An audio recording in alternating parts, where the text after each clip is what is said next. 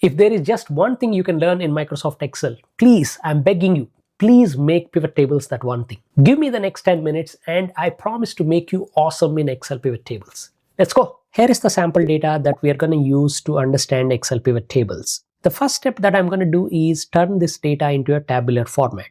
For this, I'm pressing Ctrl T and clicking OK. Now that this data is in a tabular format, we can go ahead and build our pivot tables. For this, you can go into the Insert ribbon and click on the Pivot Table button. Let's click OK. This will set up a new worksheet where we can construct our pivot table. Now let's quickly understand what a pivot table is. For example, given our customer data, I may want to know how many customers we have for each of the cities in our data. So we have got quite a few cities and we want to see for each city how many customers are there and what is the total dollar amount we are getting from that city. This is a simple example of a pivot report. Here, each of the cities are listed in one row at a time. So this area is called row labels. And these things, the count of customers or the total purchase amount, are called values. Now this is all theoretical. So let's make our very first pivot report. For this, I want to see all of our cities and how many customers are there and how much is their total amount. So I'm going to click inside this pivot table area, and using the pivot table fields area here, I'm going to select the city and put it into the row area. You can just drag and drop. Alternatively, you can also click on it and move it around. When you put city here, you will see that instantly Excel lists all our cities wherever our customers are in the alphabetical order. So right from Auckland all the way up to Wellington. And let's take the customer name and put that into values area. We're going to get the count of names here. You can see Auckland has 19 customers, Chennai has 10 customers, and Wellington has 24 customers. Great. I'm also going to take the amount value and put that into the values area. As amount is a number, by default, Excel is going to add it up and show us the total amount value here. In newer versions, Excel automatically formats your data. But if it is not formatted, you can right click and then go to number format. And from here, adjust the formatting. As this is a report, let's take out the decimal places from here. Now looking at this data, I can see that we have got 250 customers and we made a total of $14,513 of sales purchase value from these customers. While this is a good report, we can actually make it even better by sorting this data. Let's arrange this report so that we can see the cities with the highest amount up top. For this, you can right click on the city and then go to sort largest to smallest. Now we can see our highest revenue bringing cities: Wellington, Sydney, Auckland, and then Kakinada, Tumkur, Hubli, etc. And at the bottom, we have got Kochi with just 3 customers and $53. So this is an example of a pivot report. Now let's go ahead and make 3 more pivot tables so that you understand how to make pivot tables for your business situation. Going back to our data, we can see that we have got purchase date here, and I would like to know how many purchases are happening on each day of the week. So that is Monday, Tuesday, Wednesday, like that. Now unfortunately, we do not have that information here. This is where having a table makes our life simple. Because all our data is in a table, I can go ahead and add a new column here. I'm going to go to the end and then say weekday and calculate the day of week from this date.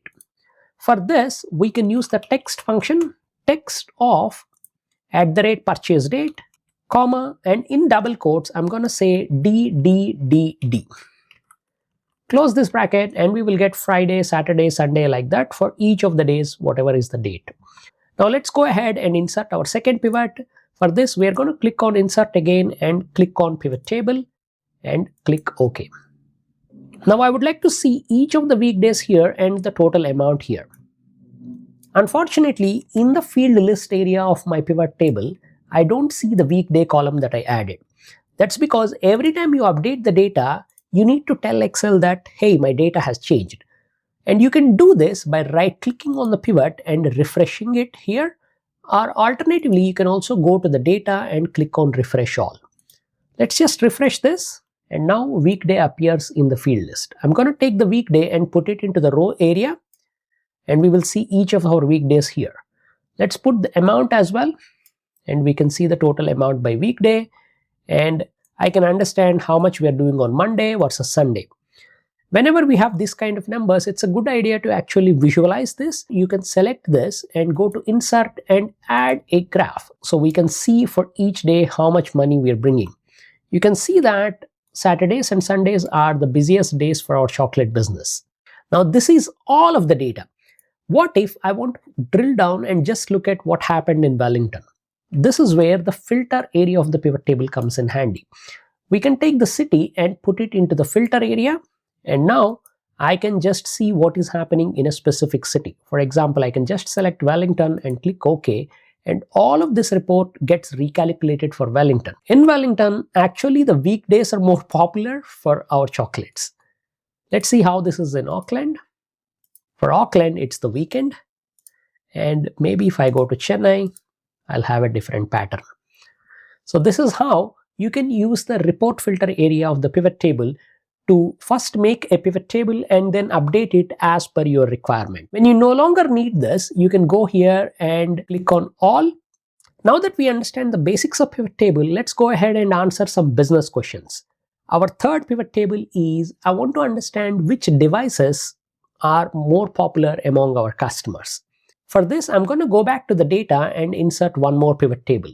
If you have your data in a table format, you can insert pivot table from insert ribbon, or in the table design ribbon, you also have the summarize with pivot table option. We can click on that and click OK. And from here, I can take the device and put something like name into values to see how many customers are there with that kind of device. As we have quite a few customers, these numbers look all over the place. So I'm going to right click on this and sort largest to smallest, and then we can quickly see which devices are more popular. For example, 13 customers have Samsung Galaxy A34, and OnePlus Nord 3, 12 customers, Google Pixel Pro, 10 customers. Now, when you're doing this kind of analysis, you may not want to see everything, maybe just the top 10 devices. In this case, you can click on this little arrow there and go to value filters and select top 10. And from here, you can just leave the number to 10, or you can just set it to 7 or 8, whatever you want, and click OK. And you will then see just the top devices. Remember, these are the top devices across all of the data. Now, if you look at the data, you can see that we have got different marital statuses. For example, I may want to know which devices are popular among our married customers. In this case, I can go back and I can look at marital status. I can right click and add as a slicer.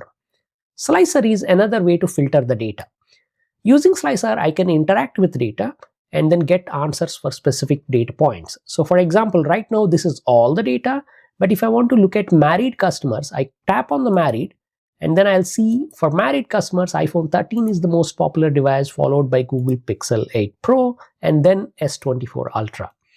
If I want to look at single customers, this is how that picture is: widowed and divorced. So we are able to slice this data using the slicer. You can also multi-select different items on the slicer.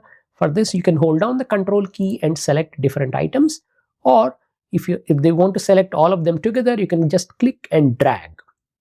And when you're done, you can just clear the slicer with this clear button. So now that you have the basics ready, let's actually solve a business problem with pivot table. Given this data, we would like to actually run some advertising campaigns and want to know which age groups to target. We have customers all over the age from 18 all the way up to 79. And we would like to know which age bucket to target for an upcoming advertising campaign on chocolates. Let's solve this problem. I'm going to go and insert a pivot table, summarize. And in this pivot table, I'm going to just put age and see how many customers we have.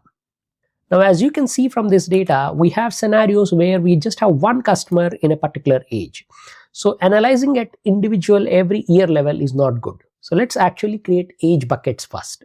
For this, I'm going to right click on this age number and then select the group option. I'm going to set this to 15 and 80.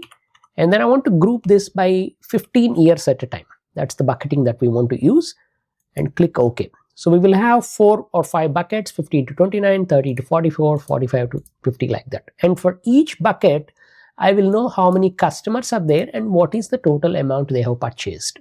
Then I'm going to right click and then sort this largest to smallest so we can see which age groups are most engaging with our product. In this case, there are two age groups that jump out of the thing, 45 to 59 and 60 to 74, each of them bringing us $3,500 worth of business every month. This is a good number, and probably if I am building an advertising campaign, I would target these age groups. So anybody who's older than 45 is our target group for our upcoming chocolate campaign.